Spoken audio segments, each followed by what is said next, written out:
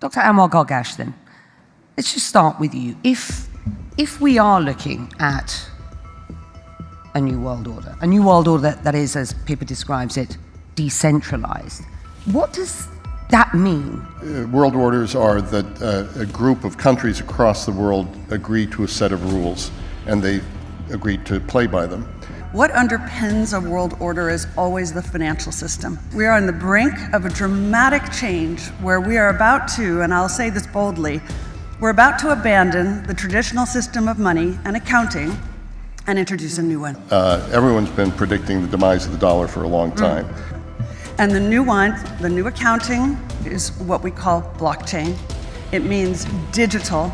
It means having a almost perfect record of every single transaction that happens in the economy, which will give us far greater clarity over what's going on. It also raises huge dangers in terms of the balance of power between states and citizens. In my opinion, we're going to need a digital constitution of human rights if we're going to have digital money. But also, this new money will be sovereign in nature. Most people think that digital money is crypto and private. But what I see are superpowers introducing digital currency. So I find it very difficult to talk about the world order that we're coming into, given how very tenuous and unstable the current environment is. In my lifetime, this is the second time that I have seen the superpowers actually threaten the possibility of nuclear war. We're already in World War III. We are already in conflict that extends so far beyond Ukraine, actually. The G7 froze, for the first time in history, the assets of a central bank.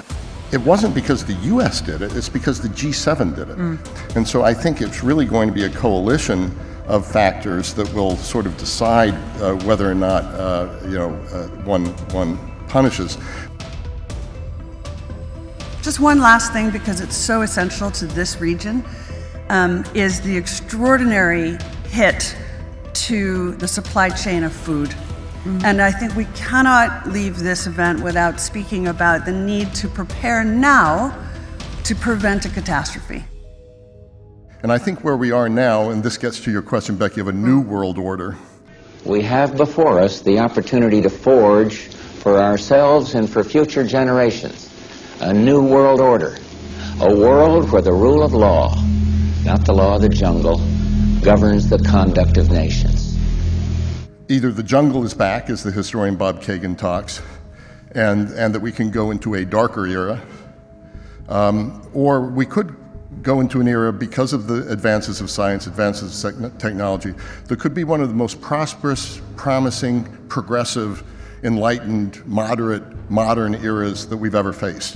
When we are successful, and we will be, we have a real chance at this new world order, an order in which a credible United Nations can use its peacekeeping role to fulfill the promise and vision of the UN's founders. It also means that for the first time ever, the government will be able to track citizens' transactions in near real time.